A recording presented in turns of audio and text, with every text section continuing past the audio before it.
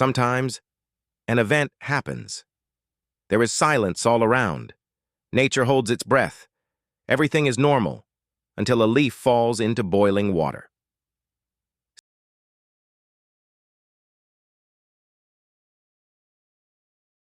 The ancient Chinese Emperor Shennong was not just a ruler, he was also a philosopher, a thinker who studied the natural world, knew plants, and tested everything. One day, on a hot summer day, he was drinking hot water, pure, simple water, quietly, thoughtfully.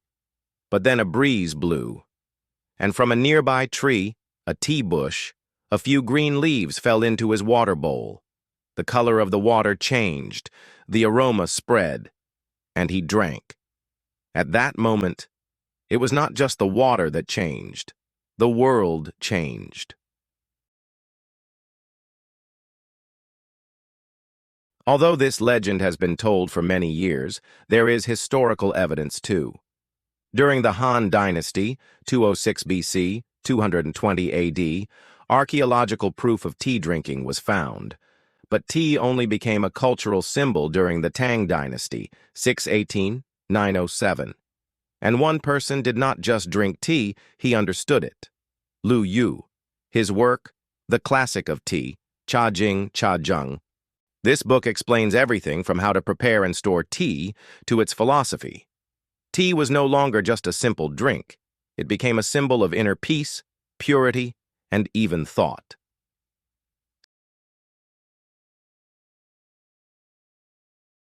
But something strange happened. The same drink had different names. Why did some say tea and others say chai? The answer was not in the language, but in the root. Because both words come from Chinese, but from different dialects, cha is used in Mandarin, Cantonese, Tibetan, and other inland regions. Tei or te is from the Minnan dialect, spoken in southern coastal China, in Amoy and Fujian areas. And the trade routes passing through these regions spread these two words around the world. Those traveling by land, Central Asia, Persia, Ottoman Empire, Russia, got to know it as chai. Those traveling by sea, Holland, England, France, called it tea, they, or te. The difference in words was a sign of how cultures developed. Tea, for many years, was just a quiet observer. It gave people calmness, depth, and thought. In Buddhist monks' meditations, Japanese tea ceremonies, Persian tables, Turkish samovars, it did not speak, but it was there. But one day, this silence was broken. 17th, 18th centuries, England, Europe loved tea, especially the English. Because tea was not just a drink, it became a symbol of class, status, and culture. In London, it turned into an afternoon tea ritual for the wealthy, in gold-rimmed cups, in aristocratic homes.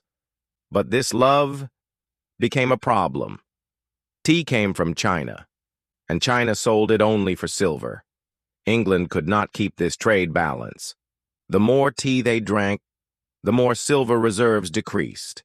In the veins of the empire, there was no gold, only tea flowing. The solution? Opium.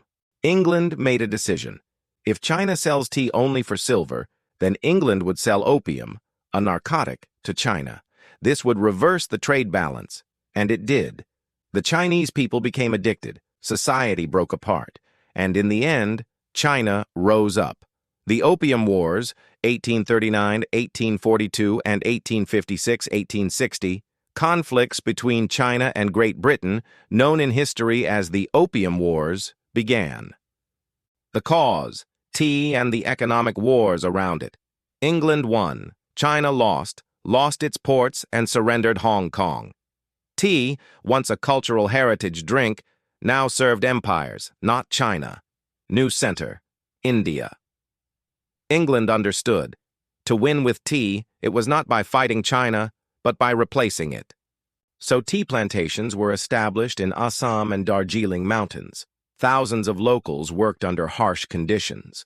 And so, Indian tea entered the world market.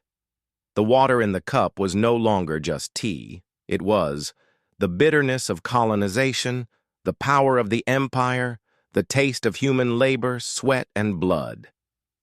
A moment to think. Let's pause here for a moment.